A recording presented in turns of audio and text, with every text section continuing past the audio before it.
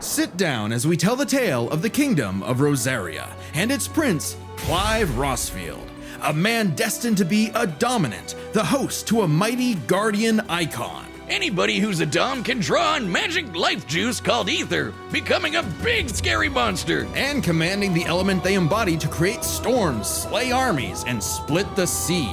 Dominants are forces of nature, and Clive would be the dominant of the Phoenix. Well, he was supposed to, but Big Bird said no thanks and instead picked his sick little brother Joshua.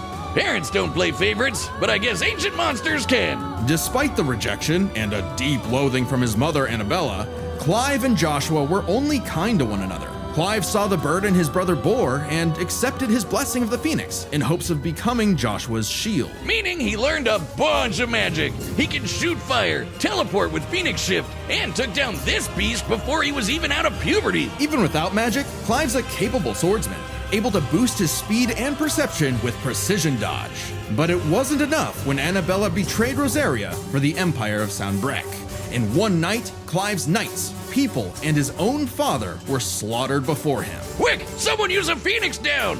Those aren't in this game. Well, that's unfortunate. But the Phoenix icon sure is, because the trauma of everything made poor Joshua lose control. Clive wanted nothing more than to help his brother, and perhaps this desire awakened the icon that was in him all along, the fiery beast, Ifrit. Boy, is Ifrit a wild one. Just standing nearby will incinerate the average Joe. It can make fire barriers, regenerate lost limbs, decimate foes with a flaming spirit bomb, and shatter a walking mountain. The downside being Clive couldn't control it. He didn't even remember becoming Ifrit or battling the Phoenix in a fight that reduced everything he loved to cinders, leaving Joshua presumed dead. If that wasn't bad enough, dear old Ma found him the next day and made him a slave to Sanbreque's army. Clive spent 13 years wallowing through life, searching for Ifrit's host for revenge, only to learn the one he wanted to kill was himself. This revelation hit Clive like a phantom train. He thought death was all he deserved for taking the lives of Joshua and so many others. Even so, there was a light at the end of the tunnel. No, not like that. Thanks to his friend Jill, the outlaw Sid, his doggo Torgal, and a very therapeutic battle with his self-hatred, Clive learned to carry the torch for his brother, fighting the real problems plaguing his world: crystals and racism. In the world of Valisthea, prejudice is alive and well for bearers. Basically, anyone who can use magic without special crystals. So what better way to dismantle the system than to help fellow bearers and destroy the mother crystals ruining the planet, all while picking up some nifty abilities. Through a mysterious power that lets him absorb icons, Clive took Garuda, an avian with sharp slashes and sharper talons. From Sid, he received Ramuth, so he could summon lightning. From his bae Jill, he got Shiva to freeze lava and even time itself. With Titan, he can block and absorb blows with earth-shattering fists. From this dragon prince, he got Bahamut and some deadly lasers. And through Odin, he can slow the flow of time and slice apart the fabric of space. Looks familiar. With these powers, Clive stepped up to lead the bearers, and even reunited with Joshua, who was alive all along. Surprise! Clive spent 5 years freeing the land and became hot as hell while doing it. Well, no, not yeah, that way, but also through Ifrit. By using part of Ifrit's power, Clive can set himself aflame, activating Limit Break to boost his abilities. But Limit Break is far from Clive's limit. After absorbing the Phoenix essence from Joshua, he became Ifrit Risen. Now fully in control of the monster that had tormented him, he embraced his role as a shield for his brother and friends. Just in time to battle in space, block a planet-wiping blast, and overpower this dragon at the speed of light. That's no exaggeration. Ifrit Risen is literally stated to move at light speed. Not surprising when Clive has intercepted lasers over 3 times faster than that, and overpowered Omega, a god-slaying weapon that can destroy, and I quote, all of creation. But what made Clive strong enough to do all this? You know, besides the majestic man cleavage. Turns out, Clive's birth was orchestrated. He was intended to become the vessel of Ultima, an ancient, all-powerful being that created humanity, but abandoned them after they developed free will. Meaning everything that happened was the fault of one person.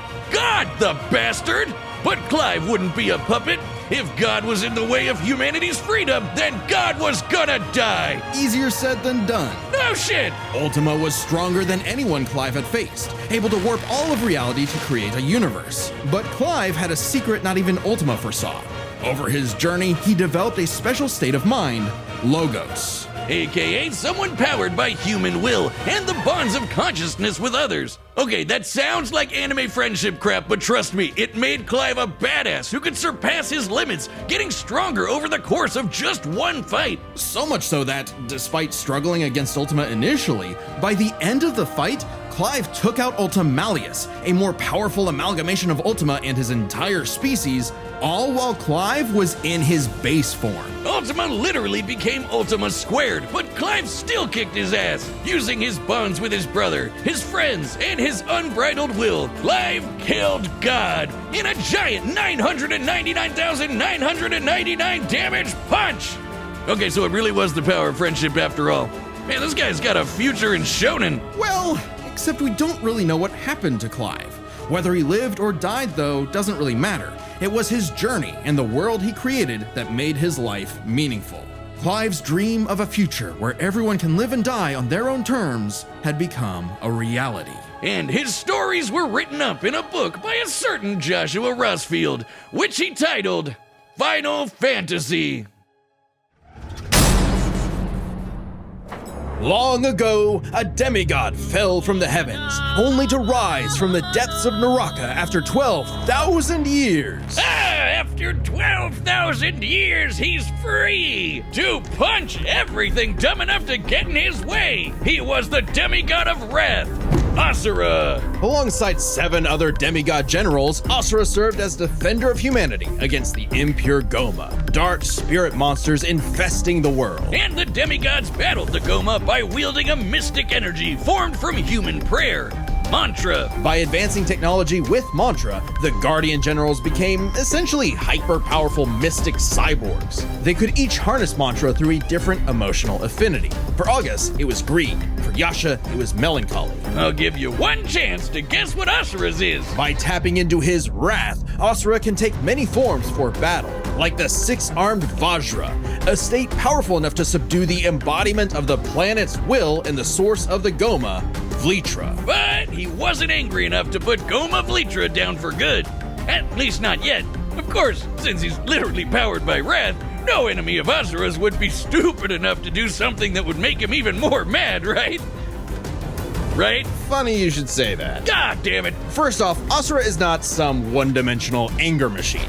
In myth, the Asuras were powerful and aggressive beings, sure, but not inherently evil. Just like Asura himself. He's a warrior, but also a husband with a daughter, Mithra. And Mithra has the unique power to supercharge mantra energy, which gave Asura's prideful commander, Deus, an idea. If he could weaponize Mithra, literally wiring her up to a super weapon, the Guardian Generals could maybe finally end Goma Vlitra for good. Well, obviously Asura wasn't gonna go along with that. So Deus framed Asura for killing the Emperor, murdered his wife, kidnapped Mithra, and then just straight up killed him. What a dick. But true to his nature, Asura was literally too angry to die. So long as a single part of his body remains and can possess mantra, he can climb back out of Naraka, a sort of limbo underworld between life and death. Thanks to some coaxing from a strange golden spider, he did just that, with an all-new purpose in mind. Make the gods pay! Oh yeah, they're calling themselves gods now. Turns out they're all assholes who started sacrificing thousands of innocent people to try to power up. So Asura got really pissed off. And through his rage, Asura's power exploded, rising enough to throw giants like ragdolls, shatter whole moons, and destroy a fellow deity, Wizen, who could dwarf the planet and wreck it with just a finger. Look at this! Asura is so powerful, his soul cannot be manipulated by the Goma or the deities. He can propel himself with mantra to fly, harden his fists to break steel, fire explosive energy blasts, and headbutt you so hard you wish you could die even faster. The dude literally stockpiles anger into a burst of energy that can one-shot even the toughest of foes. And when he goes unlimited mode, he can rapid-fire those super attacks without overheating. Asura's vengeance quest wasn't all shouting and explosions, though. I mean, it was was a lot of that, but he also tried to protect people from the gods, including a girl who very much reminded him of his own daughter. Yeah, Asura's the kind of guy who wants to be a great dad, but all he knows how to do is punch anything that upsets his kid, like that one dad that knocks out a ref at a Little League game. And then the gods killed that girl too, along with her whole village, sparking Asura to unleash his berserker aura. You know how the gods were sacrificing thousands of people to power up? Well, Asura got so freaking angry, he built up enough mantra to match them, even though they've been building up energy for thousands of years. Seriously, guys, you're pissing off the guy who literally gets more powerful the angrier he gets. What did you think was gonna happen? Yet even in berserker mode, Asura never lost total control. Berserker Asura adds even more extra arms, and they're big and glowy now. The man can launch so much angry mantra he wiped out the god's whole space fleet in seconds. Asura's anger raised to levels so high even he couldn't contain it, scorching him into his wrath form. Even though it hurts Asura while he's in it, this form is still perfect for absolutely shit-stomping a snobby demigod's face in. It's okay though, his brother-in-law punched the edge out of him. Yasha saw the error of the deity's senseless sacrifices and teamed up with Asura for a coup against Deus. Awesome, they're bros again! Just in time for Asura to hit his former boss with so much mantra that he burst, then dive into the planet's core to obtain power equal to 1,000 arms! His mantra form! Finally, a power capable of killing Vlitra in a big planet-busting blast! Deus was defeated and Gaia was saved. Yet, Asura's wrath hadn't been quelled. Title drop! It turns out that spider that guided him was actually Chakravartin, the creator of mantra and the entire universe. And everyone's suffering was part of his plan to make Asura his heir. Chakra kidnapped Mithra, because of course he did, and tested Asura in the form of a massive golden Buddha statue. Check out the size of it! That thing can literally hold a galaxy in its palm. Naturally, Asura and the statue threw hands. Enter the mantra reactor. Capable of holding 7 trillion souls, Asura instead used it as a vessel for a far greater power. His own unfiltered rage. At last, Asura could show the world his real colors. Everyone from the humans to the 7 deities to Chakravartin saw Asura's anger as a weapon, a sword for tyranny, when that was never who he was. His rage was really a shield to protect humanity, and most of all, his daughter. A shield larger than a planet! Unbound by his past limits, Asura's ultimate destructor form effortlessly punched through asteroids larger than nebulas, dodged planet-sized lasers moving 2 quadrillion times faster than light, and obliterated whole stars! Chakravartin was understandably impressed and offered Asura a chance to take his place. Asura smiled at the offer and extended his arm. Right into Chakra's face! As if he was gonna let some god trample over more worlds. Instead, he literally beat the QTEs out of God, obliterating him and his plans in a cosmic explosion. But with Chakravartin dead, so was the concept of mantra itself. Those who depended on it could not survive, including Asura. Hey, as long as Mithra was fine, it was worth it. Besides, he'll reincarnate millions of years later, still kicking ass, ready to smack a random thug, a meteor, or Ryu. Right in the balls! It's interesting. Despite the dangers of uncontrolled anger, Asura's wrath gave him the power to save everything. All because of just one thing. Some bastard made his daughter cry, so they had to pay. Now that's a god I can get behind.